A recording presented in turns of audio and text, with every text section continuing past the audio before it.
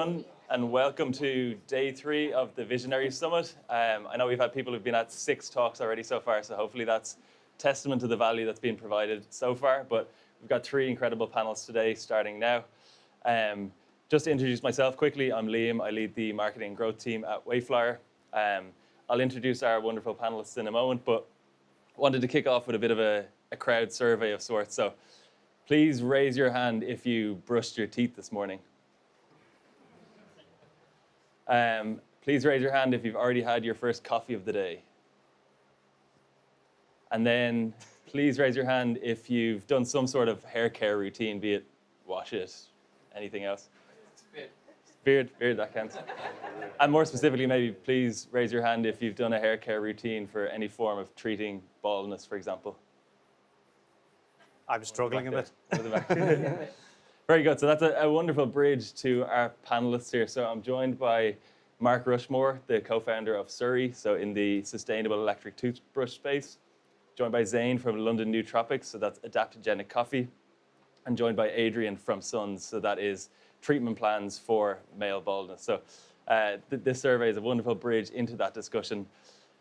What we're talking about broadly here today is how to build a brand that earns a place in your customers' daily routine. So some of the other brands you might have seen are more specific moments.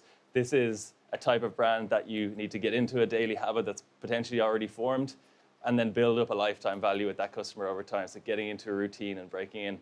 And I suppose the challenge is a lot of those habits, as we said, are incumbent habits. There's sometimes big players in the space or big habits already formed. So what we're going to dig into there is kind of how to break into that and how to really earn that space in the customer's daily routines. Going to kick off with Mark, just for a brief introduction here. So if you could explain maybe a bit about Suri and the kind of habit that you're trying to break into, keeping in mind, obviously, that like the Oral-Bs of the world have dominated the shelf space historically. So what you're coming to market with here and what the challenge is. Yeah, sure. Thanks very much for having me. So Suri is short for Sustainable Rituals. We make the world's most highly rated and sustainable electric toothbrush. The habit we're trying to break into is brushing your teeth. So it's quite a good one to break into in terms of the addressable market size. Pretty much everyone in every country in some form brushes their teeth, right? And yet, when we did research, we discovered that when it comes to electric brushes, which account for roughly 50% in most developed markets, there's only 2 players who have an 80% market share, which is highly unusual. There's not many categories. Everyone washes their hair, but no one's got a really dominant share of shampoo. And so when we looked at it, it was like, do they have a dominant share because people love them? Because we know billions of them are thrown away every year and they end up in landfills and oceans, which is a terrible problem from a sustainability perspective. But is the reason they're so dominant because people love them? Everyone put their hands up. Everyone put your hands up who uses Bluetooth and connects your phone in the morning when you brush your teeth. No one, right? And yet all the gimmicky features, people told us that they're loud, they're clunky, you have that horrible gunk on the bottom that no one loves, people don't take them traveling. And so when we did research, we found that actually there were lots of problems that needed to be addressed. And therefore, we felt actually if we could create a proposition that was more sustainable, more enjoyable to use, but didn't compromise on the quality of clean, then we could take a decent sized share of a multi-billion-dollar category. And that's where we are. Okay. And do you think, so some of the brands that would have been on yesterday, for example, an electrolytes brand, they're forming maybe a new habit for a customer. You've not taken electrolytes before. Do you think it's easier or harder to go into an already formed habit? Great question. I think there's upsides and challenges to both. When I think about forming new habits, I think about education. And when I think about education, I think about cost. Now, the opportunity is, if you get in early and you're the first one, Gruns we were just talking about is a great example. Greens in a gummy, boom, dominate the market, go like gangbusters and sell. That's clearly a good way to educate people on a new form. Although actually, really, they're just tapping into sweets, which everyone knows and loves. I personally think it's, I love being in our category in terms of, we're not trying to say to people why you should brush your teeth. We're saying when you choose your brush, because you're going to need to choose one, here's a great option which fits your lifestyle, it's better for the planet, it's better for your teeth, it's better for, all round, so you should pick us. And I think by doing so, we can focus less on educating habit change. I don't think there's a right or wrong way to do business. It's just that's what we do. Yeah, and when I look at it there, Suri is quite like, let's say an aesthetic product, it's one you might want to leave on the bathroom counter. Maybe compared to some of the incumbents, which in my own mind I picture as this kind of big white buzzing machine. How intentional was that kind of like form, design, aesthetics when you were trying to enter that space? It was 100% intentional. I mean, when we looked at the category, it hasn't changed very much in like 30, 40 years. Actually, we got some adverts from like early 1980s, and one of our competitors' brushes, almost exactly the same size, same shape, same materials. What you'll notice, it like you sort of mentioned, is like if you look in an interior design magazine, you'll never ever see a toothbrush out on the sink. And yet, we're really demanding, in terms of, the bat shoots that we wear, or the type of phone we have, or all these choices in our lives where we purposely like to have well-designed things that function really well. And yet, sort of toothbrushes were this sort of like mammoth category that's sort of been forgotten. So it was very much a plan. What wasn't a plan is we found this young and up-and-coming designer on, I think, Fiverr or on the internet somewhere. And we had this concept, but he was just graduated from design school and was in between, it was a summer between him going to join one of San Francisco's leading industrial design firms. And we managed to kind of just by luck kind of get him in between. And then it turns out he's like a generational talent. And so we got a nice email from Johnny Ive, who designed the iPhone. No comment on his Ferrari design. But and he loves the design, and he sent some very complimentary words. And so absolutely, it was intentional. Very good. Maybe Zain, onto you. So, like a lot of people in the audience here, I've had my first coffee of the day. I go in and order the flat white, keep it simple, and I've done that for however many days in a row. What are you kind of trying to break into with your product, and what are some of the challenges of that, maybe? Sure, and thanks for having me. So, there are very good synergies with adaptogens and coffee and caffeine, right? And you're having your flat white every day. And coffee does two things. Caffeine will block out adenosine receptors, which make us drowsy, to give us that lift to our day. But it can actually have some side effects in our body. So caffeine's absorbed very quickly, so we tend to get a spike and then a crash. And most of us don't realize we're having a crash. We're just like, I need another coffee. And you can have 3, 4, 5 coffees in a day going up and down in your day. And when you have 3, 4, 5 coffees, or you're sensitive to caffeine, or you're just having a stressful day, when you have the coffee, it can spike your cortisol, your stress hormone, and then you can get jitters and anxiety and stuff. And we discovered mushrooms and other adaptogens have really good synergies with coffee. So for example, ashwagandha can help regulate our cortisol. So for those sensitive to caffeine, they can have ashwagandha in their coffee and stay balanced and get the lift of coffee. So that's essentially what we do. We've got the different adaptogenic coffee blends depending on what you need in your day. Interesting. I'm not saying that my mother, for example, would be your target audience, but if I said to my mom, London Nootropics that has all these ingredients and naming ashwagandha and that kind of thing, she might panic and say, what is all of that? How do you, I suppose, educate the consumer, and how much focus do you draw to the ingredients versus maybe the feeling or the outcome it delivers? So it really depends on who we're speaking to. So you have some people who are like, listen, I need that. This is what I've been looking for. And they're really easy. So like habits is like they're having regular coffee, it's dysregulating them, and they're like, this is what I've been looking for. And they're super easy to change the habit, right? Because they're like, oh, this is perfect, they were right to us, we've changed their life, etc. But then you have the older generation, but also people stuck in the ways like they like their flat white, or they just like their regular coffee, and they're like, I don't know what this snake oil stuff is, I don't know what it does. And with those guys, it is a little bit about education. The best way that we found to educate people is to just let people try the product. So it's like sampling everywhere and anywhere, going to loads of events, and just when you have someone, I won't say his name, Mike, he knows who he is, will come up and be like, I just want a regular coffee. Can I just get a regular coffee? And we're like, well, why don't you just try this one? What do you need in the day? And then there's another guy going, oh, I really want to like wake up like my body right now. And I'm like, do you want mental or do you want physical? His name's Joy. And he's like, I'll have a mental now and a physical later. I'm like, perfect. So with those guys, I don't need to explain what the ingredients are. That's the feeling. But when you're speaking to some other people, they're like, what is, like, I've heard a lion mane, like, what does it do? And then we speak a bit more. So it's really about learning the type of audience that you're speaking to, because everyone's different. Okay, so the foot in the door for a certain cohort is kind of try it alongside, sample it upstairs, for example, alongside maybe your regular flat white routine. and then they like the product and they continue from there. Yeah, I think the taste and experience is really important. And then just telling people, like, slow down, listen to your internal cues, see how you feel today. So we never try and be salesy and try and say, like, hey, here's a coffee, do you want to buy a box now? We'll say, like, here's a coffee for free, enjoy it, listen to yourself, listen to your internal cues, and if you love them, we're here all day. You can come back later for another one. Okay. Find what works best for you. Yeah. In terms of, I suppose, mass awareness of London Nootropics and the product, I know you had an appearance on Dragon's Den, so financial investment aside, what did that do for the brand in terms of bringing this product that might be new to some people into the forefront? That was incredible. That was like, overnight, the brand was like, shh. And like everywhere you go, people are like, hey man, you were on the Dragon's Den.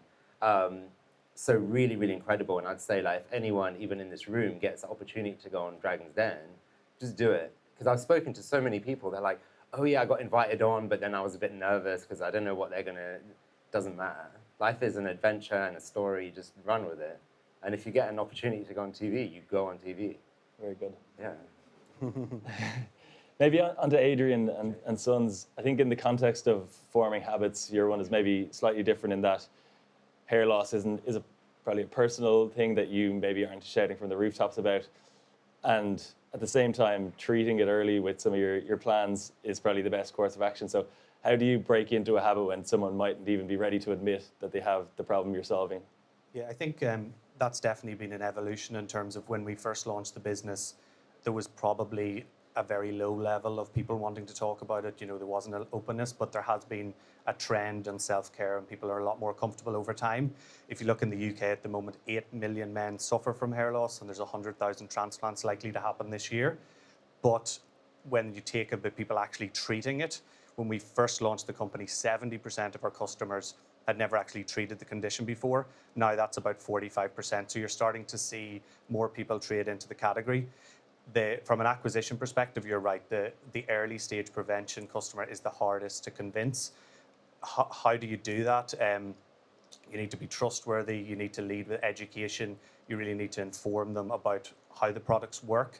I think the results is unique for us in terms of, like, when you brush your teeth, you get instant gratification.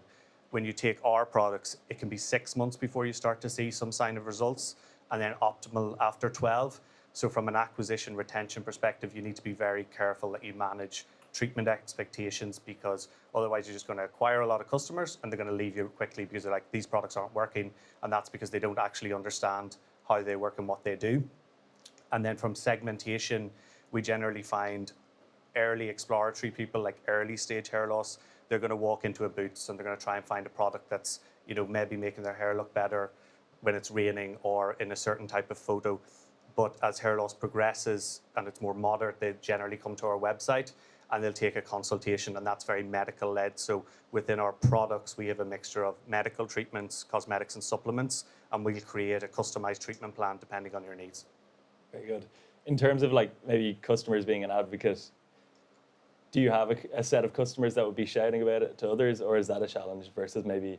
Yeah, you have like a subset of super users, but two challenges, as you said, is the condition, and our main customers are men.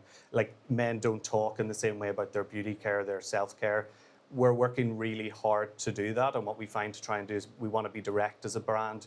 We want to motivate men to, like, just basically take action and remove procrastination. So if you're suffering from hair loss and it doesn't really matter, just shave your hair, like, you just move on. Whereas if it actually is affecting your self-esteem and your confidence, it's really important that we help you to take action and then walk you through the journey and educate. So we're always trying to be clinically led, scientifically led, and then that generally translates into good repeat purchase rates.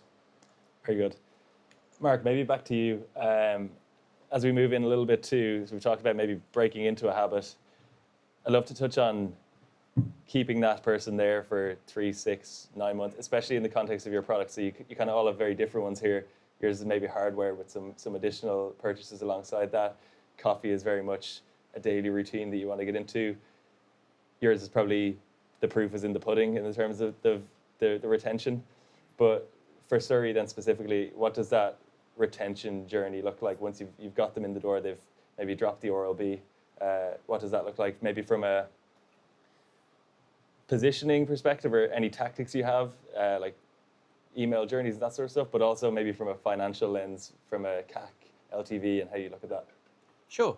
So I've got two kind of like different ways of answering this. The first one is our North Star metric as a company is customer NPS, like how much do they love the product? And so we now have over 17,500 reviews on Trustpilot with a 4.7 out of 5 rating. We download, like this is the most AI thing I've ever done, we downloaded all of our reviews into a CSV file and created a custom GPT so that we can interpret the data, get lots of information from it quite quickly. The number one word used to describe Suri most frequently in the reviews is love. And love equals loyalty. Love is a great thing because what happens when you love a product is that you refer it to other people you love.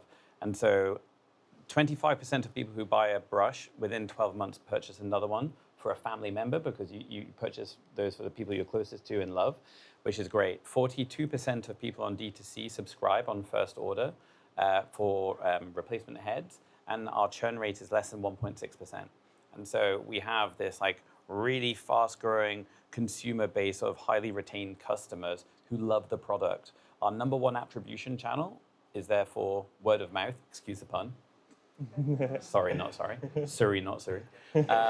Like, it really is, like, if you build a product and a service that people don't just like, they love, it ultimately lowers your CACs, it increases referral, it increases retention, and then, lo and behold, we launched a toothpaste that now, people who are unsubscribed, oh, hey, do you want toothpaste too? Boom, added that into the basket, improves LTV.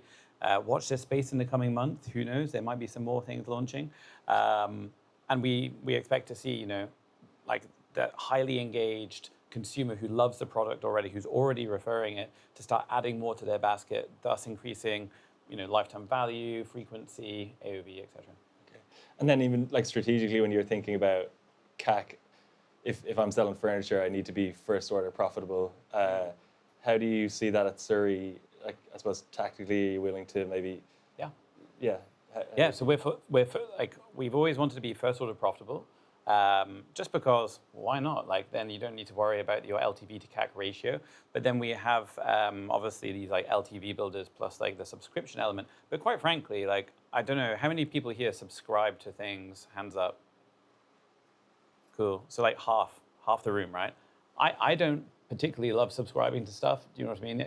I'm in this world, but I just like Amazon's not that difficult for me. Like I want it, I'll just buy it, right? And so the great thing about a toothbrush is it doesn't work very effectively if you don't have a replacement head. It's just a bit of metal.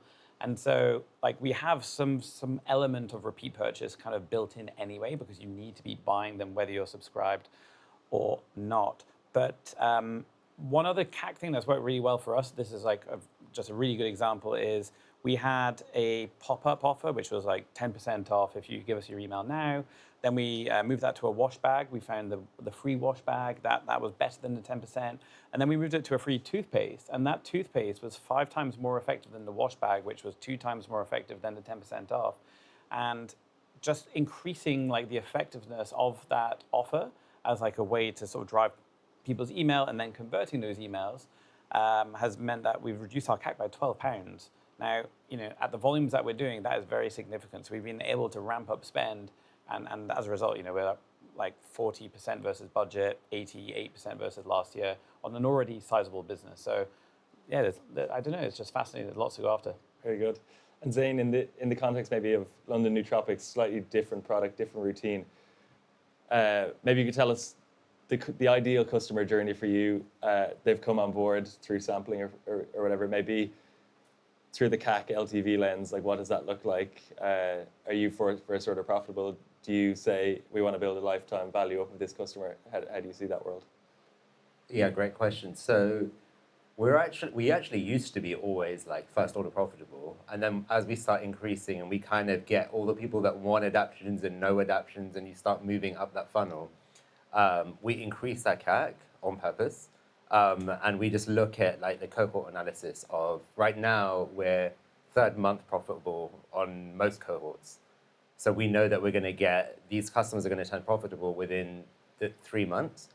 And we just get everyone on the subscription side. We realize that. the first 2 years of our business, we didn't have subscriptions, and we had people asking like, hey, I would love to get a subscription. And like, we made our website on WooCommerce. We actually didn't know what we were doing. And then people were like, you need to get Shopify. Shopify is the best thing in the world. And then we set up the subscriptions with a recharge, and it just changed everything overnight. It was just like, okay, all these people are just subscribed now.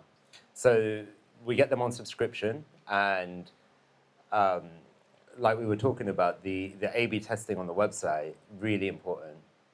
From the pop-up that they get, and then the flows they get through the Klaviyo. The main thing that helps with the CAC and the lifetime value is the education side. So with the adaptogens, people will get an instant impact on their day. They're like, okay, I'm going to have the Zen coffee, I'm going to stay balanced, I'm not going to get that cortisol spike. Or I need to really wake up my mind right now, I'm going to have the flow. But there's actually long-term benefits from taking adaptogens, being closer to homeostasis, which is balance in the body. And then over time, like if you're taking lion's mane regularly and really high-quality extracts, it can increase something called nerve growth factor in your brain. And it's just kind of, how do you digest that and tell the layman, this is what's going to happen if you take this regularly? So it's kind of making this kind of more sciencey stuff more digestible, that people can just be like, oh yeah, so I need to be taking this every day. Do you know what, actually, I need a subscription, and I want to get the 60-box subscription because I want to have 2 a day. So it's kind of, the education piece is like really important. So if it sounds like you've got over the years, a few tactics that you've put into place, but education, if you could nail one thing or you get even better at one thing, it would be education. Do you think it would drive up The LTV? education, 100%, the education, and all the little A/B testing tweaks. Yeah, Like yeah. always run A/B testing. What about in terms of the product itself, like the first product that they might experience, trying to get them into different flavors, or even the evolution of your product range in the future as well? How do you see that and its role in LTV there? Yeah, so we've been in business 6 years. We've only ever released one new blend. And it was with a documentary called Fantastic Fungi, and it was meant to be a limited edition thing. But and it was February last year, and it was like our best month ever. And we're like, customers have been waiting for something new. But it's hard to be like building the business because we've got a really good product to start with while focusing on new product development. And it's like, do we want to launch in a new market, or do we want to create a new product? So at the moment, we've just been focusing on new markets and our core range. We kept the Mush Love, and that's like incorporating it into our range and educating people of why do you need Mush Love in your day. But in terms of like new formats, we've evolved slowly. So we started with a 12 sachet box, and then we're like, but someone's got an office, maybe they need like a 60 sachet box. So we launched it, we just called it Big Box. It's a big box, right? And then people started buying on the website. We're like, oh, okay, cool, we need an even bigger one. We called it Hamper Box, and it was 240 sachets. We're like, this is for offices and businesses. But then people started buying that, and now they subscribe to it, like maybe every other month on a buy. So we've got bigger boxes, and it makes the 12 sachet box look more affordable, right? And then we've added things like the presentation box, which is the wooden one that's here, and also like refillable packaging for subscriptions. So it's the same 3 core products, but now building it out. But we've got to a point where we need to consolidate them because now there's too much choice. That's what we're finding. So you can go too far as well. Interesting. Adrian, then maybe in the world of suns, as you said before, that the proof is in the pudding a little bit from a retention perspective, but could you maybe explain to us a little bit more about the journey? Imagine I wake up, I notice maybe not so super up there, and then I try the product. How does that retention journey work, and how much of an active role do you play maybe in nudging them versus it just being the product being so good? Yeah, a very good question. I think one thing that struck me is the amount of overlap in terms of what we think about from a subscription and a retention perspective. But we try to bring people onto the journey from an education perspective. That's the most important thing, because if people don't understand how the treatments work and how long it takes, they're not really going to be staying with you a long time. So we're focusing on education and product first. From a product perspective, it's essential. What Mark said, it has to be best-in-class product. So focusing on delivering best efficacy. With our current range, our main kind of like treatment plan, we're seeing results in over 90% of men. But we kind of want to always invest from an R&D perspective, and we've acquired a patented drug, which we launch later this year. And it's the first innovation in hair loss in the UK and Ireland in 30 years, and that's actually had 100% hair loss stabilization with minimum side effects. So we believe if you lead with the product, the retention will follow. So that's kind of like the first thing, and leading with clinical and trust. So from a marketing perspective, we very much partner with professionals, so trichologists, hair transplant surgeons. And the benefit of that is not only the education and the retention, it's also the trust that brings in the consumers. So any referral that we get from a doctor or a clinician has a much stronger retention. So we have 85% retention in those cohorts after 12 months versus around 60% in our standard cohort. So we're kind of really building that trust and credibility. And then from a metric perspective, when we first launched the business, it was 1 month plans only. We were seeing so much churn between box 1 and 2. So there was an unrealistic expectation of, oh, my hair's going to go back in 4 weeks. Doesn't say a lot about our men in terms of the customers that they were expecting that, but it was something we had to change pretty quickly. And we moved on a similar path. We then introduced 6-month packs, and that aligns exactly to the efficacy. So you start to see the product results, and then after 6 months, you're more likely to come back. So it's always linking that product and that efficacy. We also had a lot of success on the welcome gifts in terms of like delivering value to customers in terms of like things that they'll use alongside their products rather than actually discount codes. And that's really helped to get our CAC down. So our CAC's down about 20% year on year, but our new acquisitions are up 65%. So that's been a big learning for us, because initially we were probably getting a little bit into the discount world, and it's not a good place to go. So we're now, 80% of customers are on 6-month plans to start, and that's profitable in box 1. It's not super profitable, but it's profitable. And then when you get them back, that's when you start to make your real margin. Very good. Is there anything that like maybe you still see a bit of churn in a certain area today, that like one thing you'd love to do even better? Oh yeah, definitely. So like our biggest churn is between month 1 and 6, and it's how can we get better at the education piece, and how can we improve our content, how can we improve the understanding. We've introduced offering a call to every customer that signs up. So when you join, you can have a call with a specialist health advisor to talk you through your treatments, really help you understand them. And we find that again, in those cohorts that we speak to, we're getting much better profitability. So if we can start to see a model where we can roll that out and speak to a lot more people, I think we can get better retention. The other thing that we've learned is the best efficacy is 4 treatments. So you have to use a shampoo, 2 tablets and a spray. We found that was actually too complex for men to use 4 different things at once. So we now drive the 2 most efficacious products on first purchase. And then as they become more loyal, we try to cross-sell and upsell. So we found if you overcomplicate it, you're just going to get churn from product build-up. So we had 25% churn on product build-up alone. Interesting.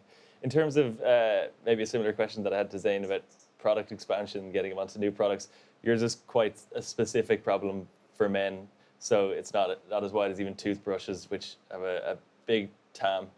Do you really just want to nail this problem because you think it's so big that we're the market leader, that's going to be the full business? Or are you looking into maybe different routines to tap into, even beards, for example?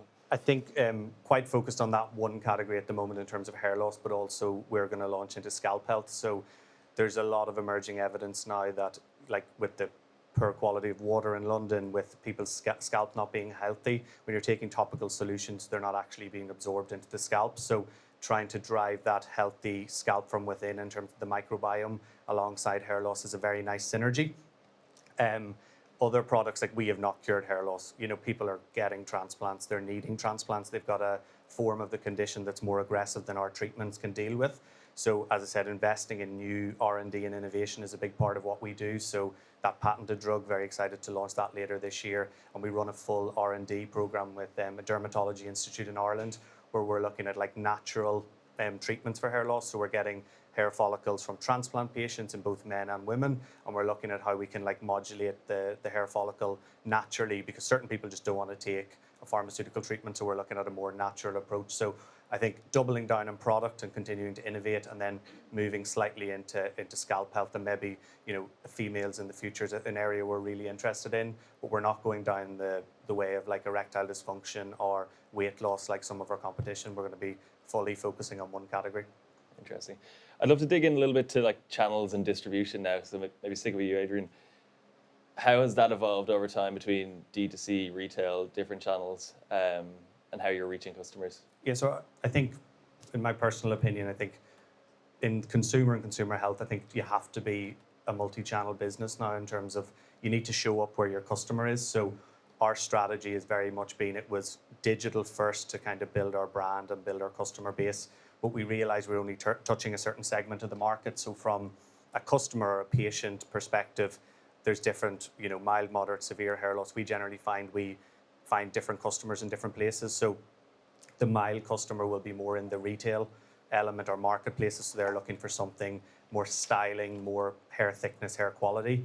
And then in our own website, it's very much medically driven. So it's like you're going with the full pharmaceutical treatment to try and get regrowth. So we've had an evolution over time where I suppose there was skeptic from the retailer originally to say, are men going to come to Boots and find hair loss products? And when we first launched, we actually found Boots in the UK very difficult to get into. So we went down the strategy of like Ireland, there's a lot less competition there. We got into Boots in the Irish market, really, really good success. And all of a sudden the UK team came to us and said, let's look at launching. So I think you can be, with retailers, you can be quite strategic. You can start online. A lot of them are offering marketplaces now.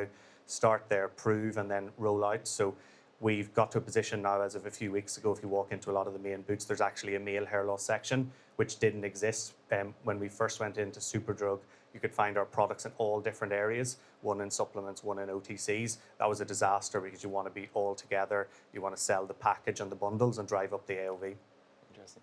And I'd imagine getting into Boots and Superdrug is kind of a good credibility builder for the brand in general. Did you see a halo effect onto D2C, or are they quite separate channels? I think there's a bit of a separate channel in terms of, as I said, I feel retail's more discovery, but retail is contextual advertising in terms of, people are walking in there, they're seeing your products. We've done a lot of, collaborations together where we're working with different influencers. We do a lot of that in store as well. And we find that being partnered with people like Boots and Superdrug drives trust. And when you're in a medical category, I think trust is really important because people want to know what they're getting works, it's safe, and it's ethical. And I think really established retailers help bring that. Very good. Zain, for London Nootropics, what does that D2C retail split look like? How has it evolved over time? And then where do you see it going from here?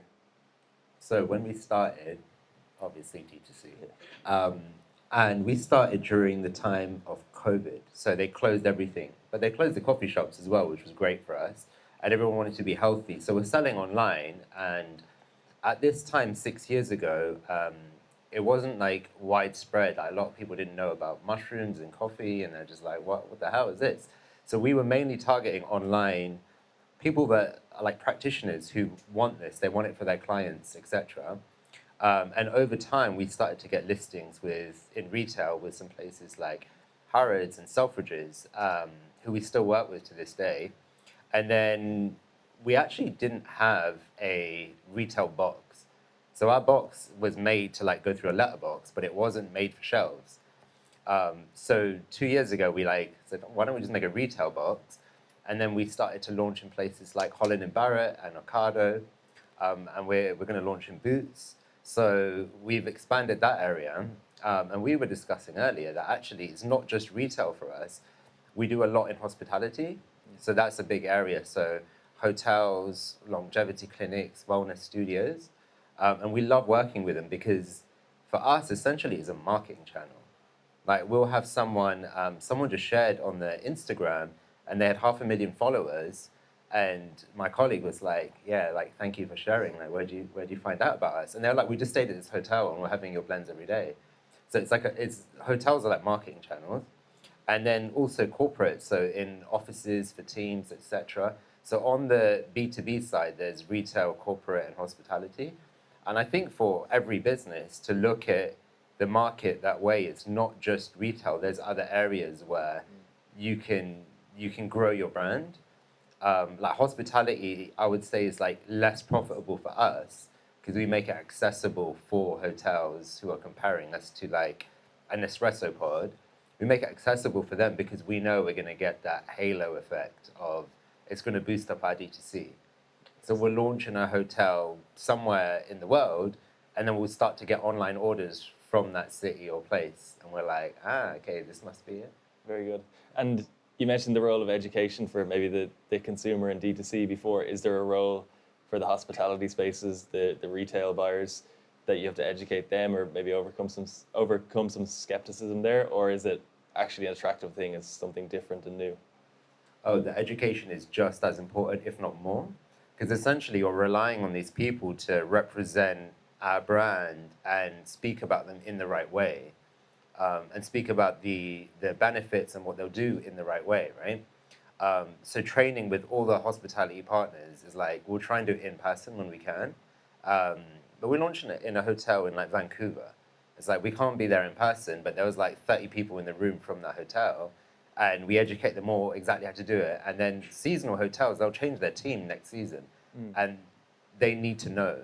The ones that have education, the orders are twice as high. Like everything is like 10 times better.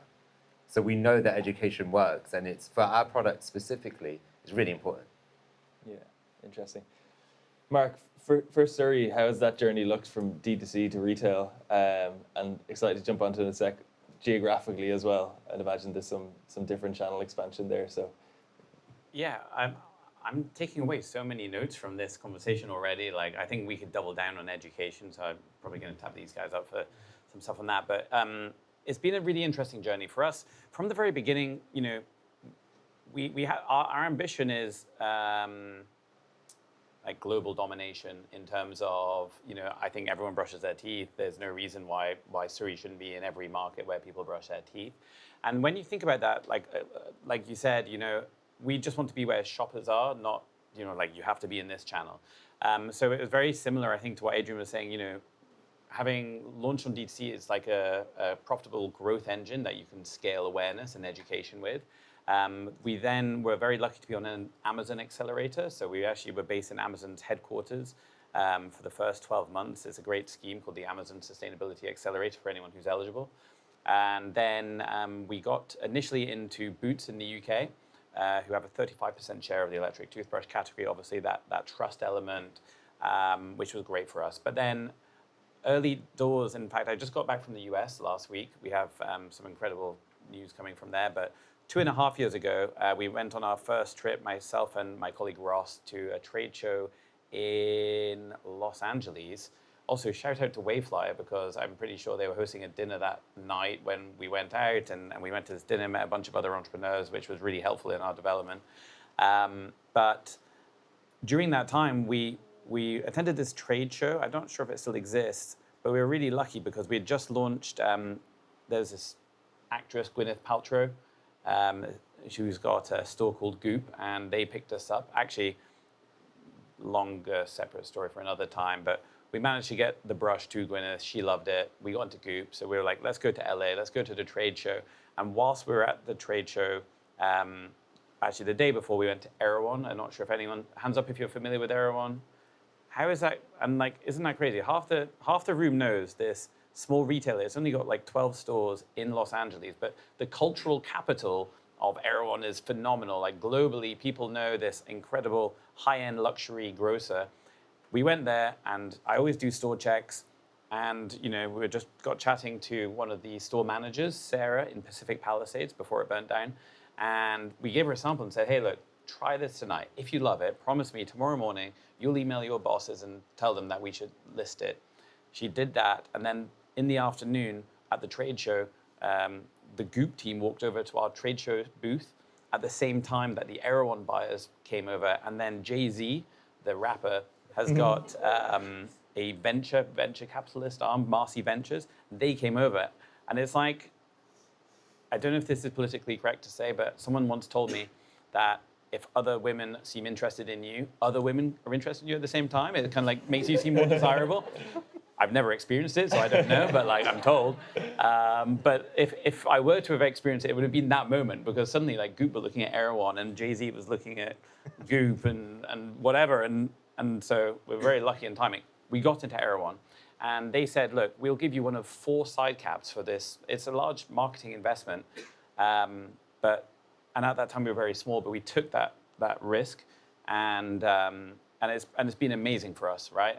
Not a week goes by where someone doesn't text me being like, Mark, you're not going to believe this. I'm in this store in LA and they're selling your brush, as if I don't know.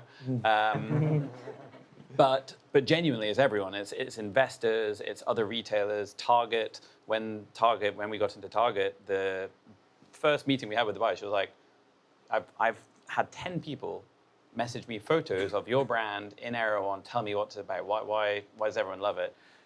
There's this woman called Kylie Jenner who just posted a video about us. It's had 35 to 40 million views. It's not about us. It's actually just her doing her makeup with her daughter, Stormy.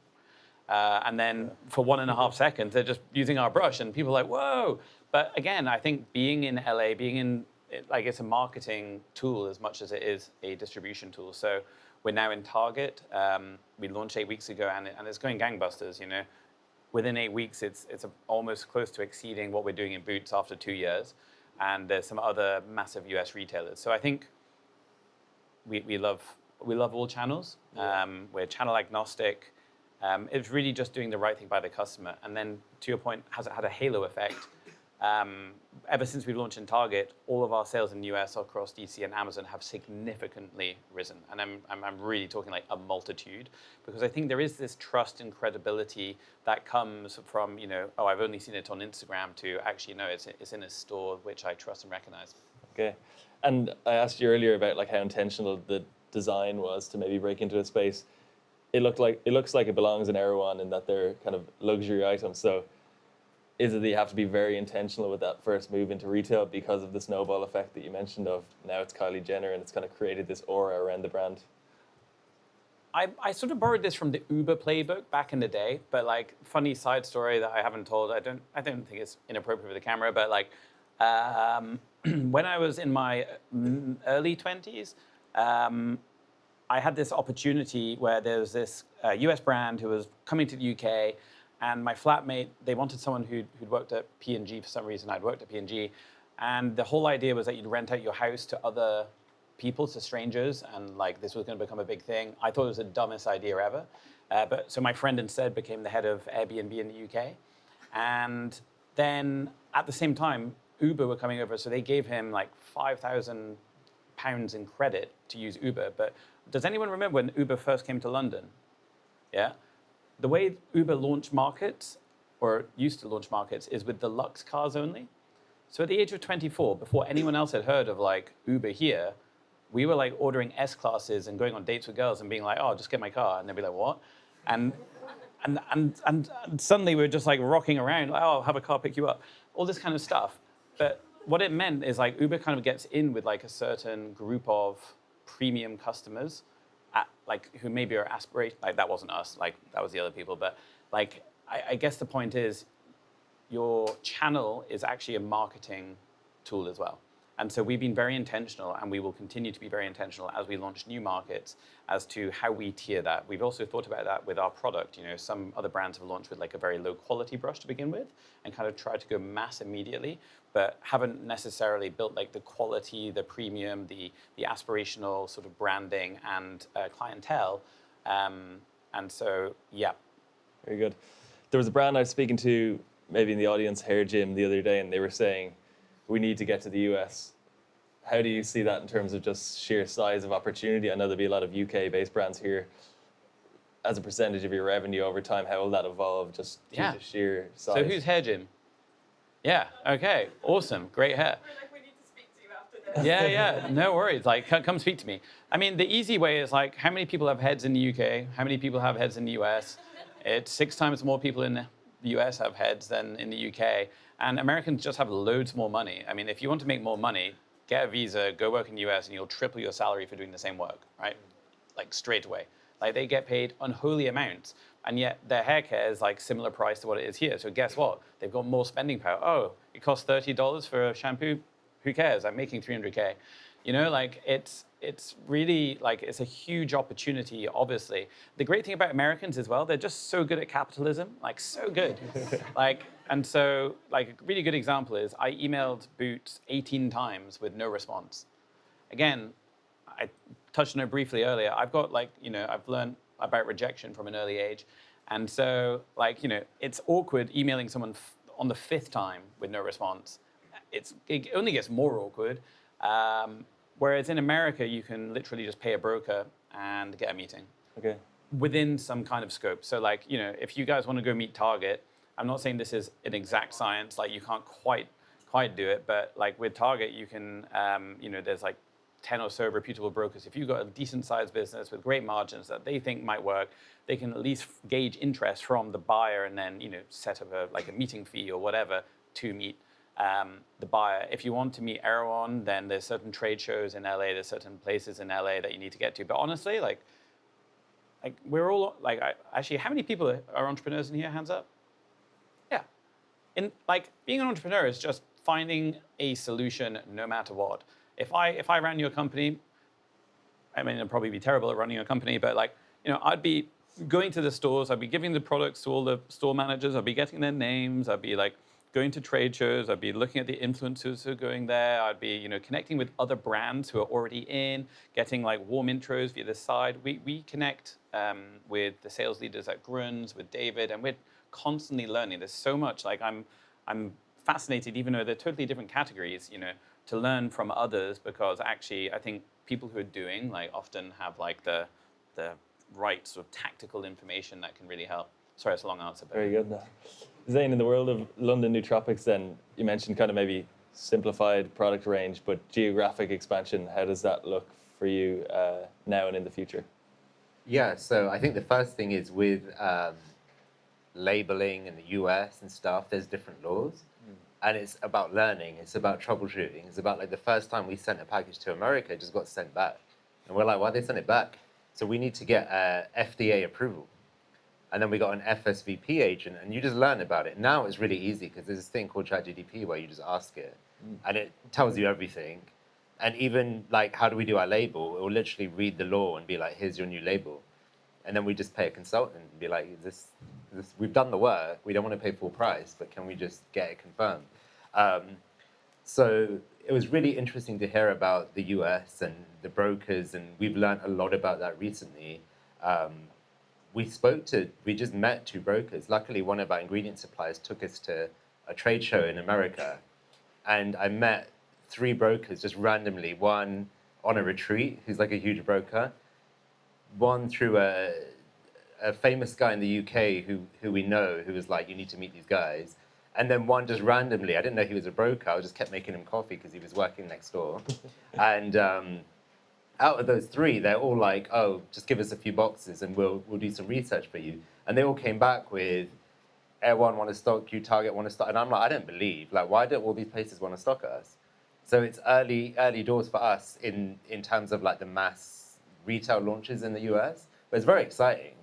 They're oh, there's 700 doors here, there's 100 doors here, there's 300 there. Can you supply all this product? And I'm I can't even supply a Holland & Barrett at the moment. But it's exciting. And then I think the other exciting market for us, and I don't know about you guys, is the Middle East. It's not as big as America, but it's kind of this little shiny thing that we keep getting huge orders from there. And we're we've got hotels interested there, we've got big retailers interested there. But then for us, it's the same thing with the regulatory hurdles. So there's different markets, but someone told us you can't do everything, just focus on one. So we were forget Europe, we've got that taken care of by someone else. Let's just focus on the US because it's really exciting.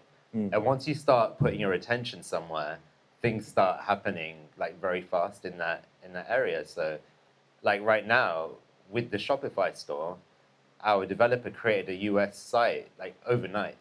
It's us.londonnootropics.com with all dollars, everything. And the FSVP consultant's yeah, I'm just going to have a little review. You need to add on a few things for the market and you're good to go. So easy. Yeah. So that's what we're going in terms of expansion in markets and stuff. And lots of kind of learn by doing. It's learn by doing all the time. And another really valuable thing is the networking side. There's so many other brands on that journey, and you just all help each other. We were invited so we were at this place called Expo West. Don't do it. There was thousands of... I was there as well this year. Yeah, it's crazy. But we were invited to a private event, and this is LA, so they've got this thing called LA Sober. If you know, you know. But basically, we were invited to this party, and they're literally walking around handing out these huge blunts. And I'm what is this? This is not normal. Why? they were all brands, and they're all just helping each other, and it was just like a nice vibe community. And you're like, okay, and all these brands are just helping each other. So it's just about networking, and okay, like we were talking earlier, we do this thing with brands where we'll just do newsletter exchanges, because it's like, we've got a massive database, you've got a massive database. Why don't we educate each other's customers? Because we can both do that for free. It doesn't cost us anything, and we've got good synergies in a way. So it's like, yeah, just make friends with as many brands as possible, and you just figure it out. Very How good. it works. And Adrian, for Suns, what does that kind of geographic expansion look like, even in the world of formulation, regulation? Is there anything to consider there, or even cultural association with hair loss? Anything? Yeah, I think probably a little bit different in terms of, every business has a different strategy. We're very European focused.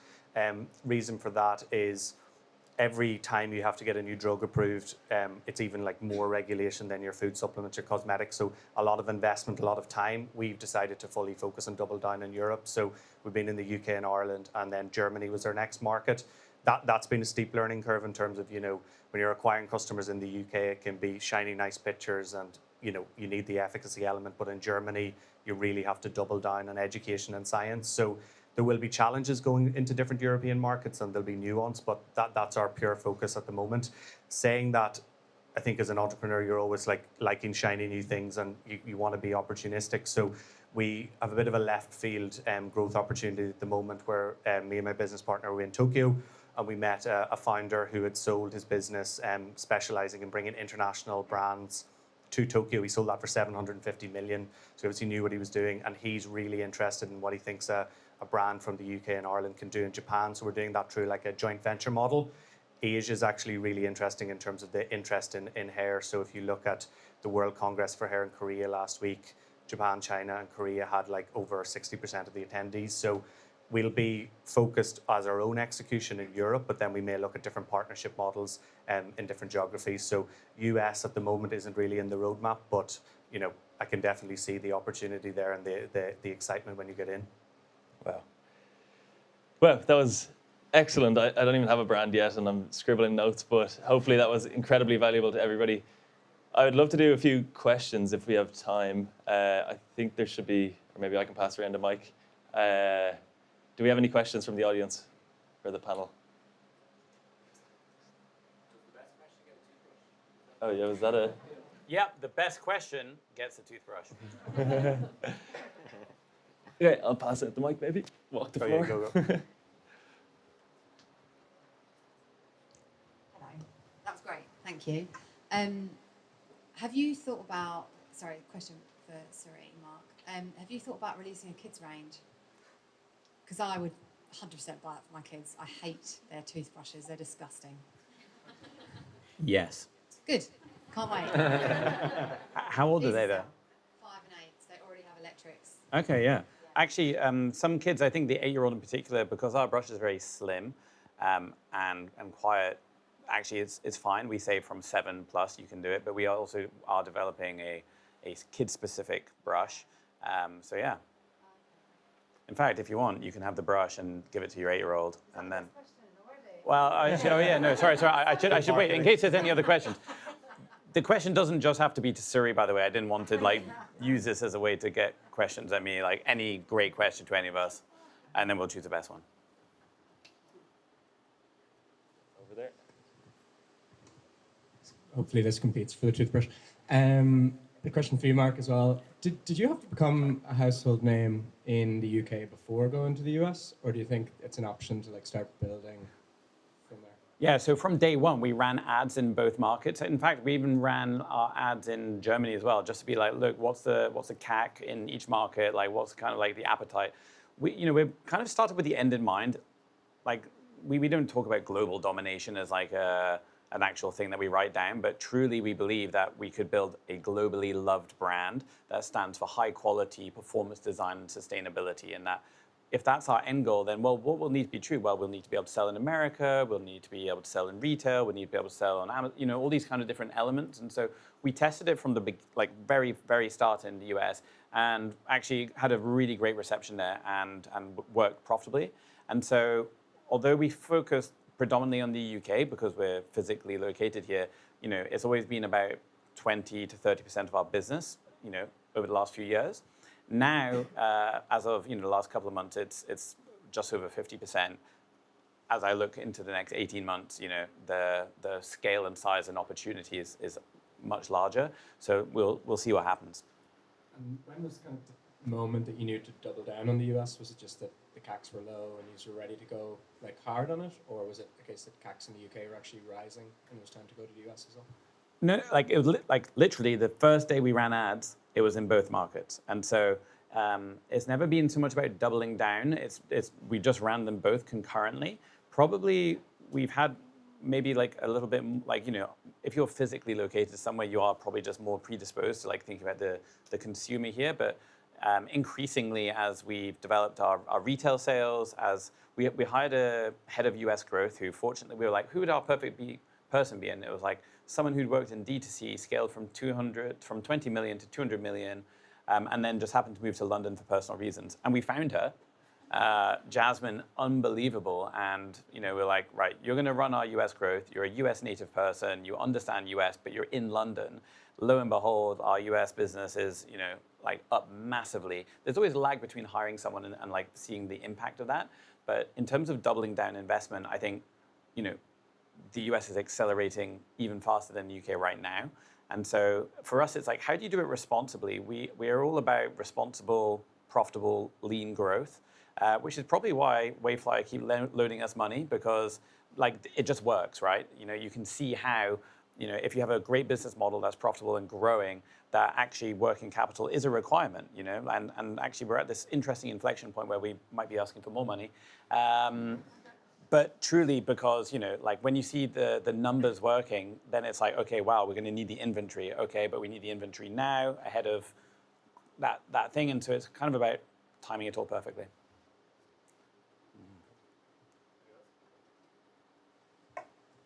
Thanks, guys. That was fascinating. My question for all of you really is who was your first hire? So in those really early days, what were they doing, and why did they get the job? Our one was someone for customer care, because we genuinely care about our customers. We're like, listen, every person that comes in, we want to make them so happy. So we just hired a girl to do customer care. As simple as that. Yeah. You want it? Were they especially talented in customer care, or was it just It was their background, and now she's head of customer care, and she's got a whole team, and she's the best, and she does so much more. She's becoming chief of staff, and she's been with us 5 years. So yeah. From our side, it's our chief commercial officer now, Angus, but he joined very much to focus on performance marketing. So my background, pharmaceutical industry, not in that space, and the other founder, Will, was more retail, bricks and mortar sales. So we needed someone to really run that channel, and we always wanted to, from the start, try and get a return on our investment. So he was very focused on, helping and reminding us about that sustainable growth. And Wayflyer were really important in that step. From, I'd say 6 months into the business, we started to get access to capital to then help us grow responsibly. So yeah, that's worked out. He's been with us from the start, so it's been good. I had to do the customer care for the first year.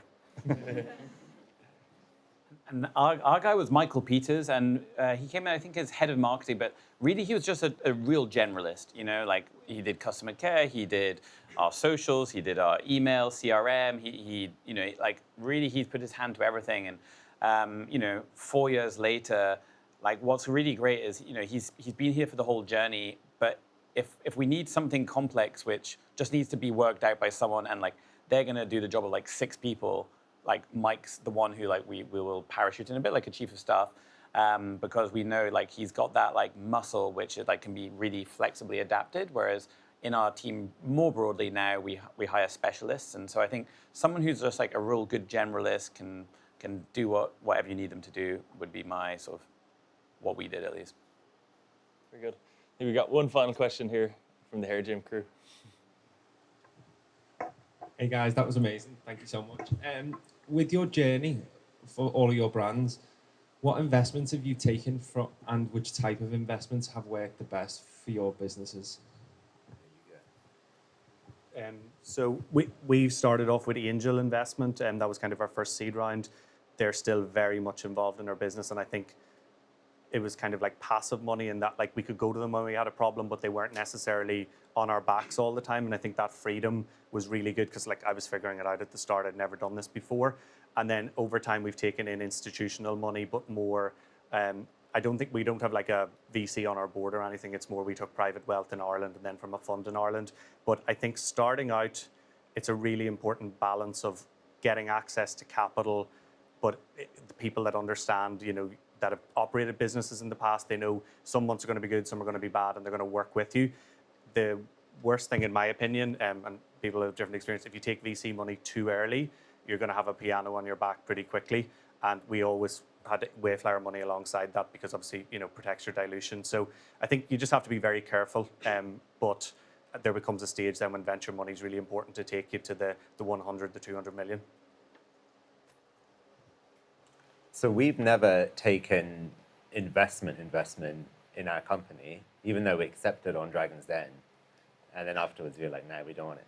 So we had a choice at the beginning, like, do we get investment to grow the business, or actually we can make this product ourselves?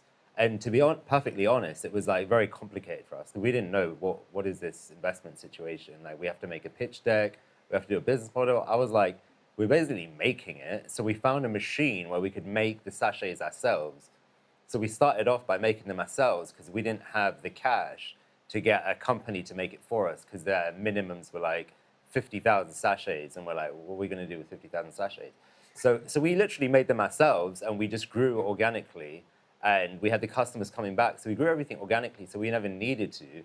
But we did get to a point where we're like, actually, cash would be really good, mainly for inventory purposes. So we started working with Wayflower. And then it's just like, okay, you've got the cash to now get more inventory. Because as you grow, you realize, actually, why is there no cash, even though we're growing? It's because everything's tied up in inventory. Yeah. That's what we found. I personally think like business is a game. Like, that's kind of my analogy. And like, there's lots of different games you can play. You know, football, tennis, rugby. Each game has got like a different set of rules, a different set of ways to determine whether you're winning and all sorts of stuff. So I don't think there's like any right or wrong way, but you kind of need to like really decide what game you want to play, why you want to play it, and what the right funding structure is for that game. Don't get me wrong. I think everyone here would agree, like, it's better to own 100% of a company than 10% of a company, like if you can, and you know, scale it to any size. But you know, if you like with our example, you know, and it also depends on your age and your financial position. Like, there's just so many different factors. But for me, like, I had a company prior to this one that wasn't venture backed. You know, grew to multi-million pounds over, you know, a 5-year period, and we sold that company. But it was, you know, like, it was pretty slow growth relative, and like, you know, it was in the single-digit millions. Whereas this company, we're like, okay, no, we want to go absolutely global, absolutely massive. Really, we want to go aggressively fast and make this happen. Because if we do this properly, you know, there's an outcome that could be worth $500 million, because that's the size of the market. And if we're going to do that quickly, we want to have venture capital funding, and you know, that's going to be an enabler to get to that outcome. But there are many examples where you could build, you know, if you could build that company without taking any funding, like, even better, obviously.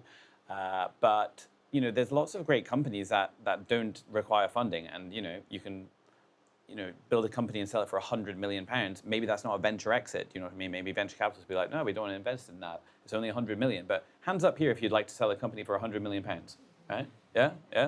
I don't think anyone wouldn't want to. So I think you just got to be intentional about the game you play. Where I see people make mistakes is they go into venture or try and raise venture funding, and you know, maybe don't realize it's the downsides potentially of you know, the focus from investors. Or conversely, they try and enter a category where, you know, they're trying to bootstrap, but then it may be very, like, disproportionately difficult. I think in hair care, I know people who've done both, and so yeah, happy to chat about that if that's helpful at all. Oh, yeah. Perfect. Huge thank you to all of you for joining us today, but a massive thank you as well to our guests. So we've got Mark from Suri, Zain from London Nootropics, and Adrian from Sun. So if we get a big round of applause, please.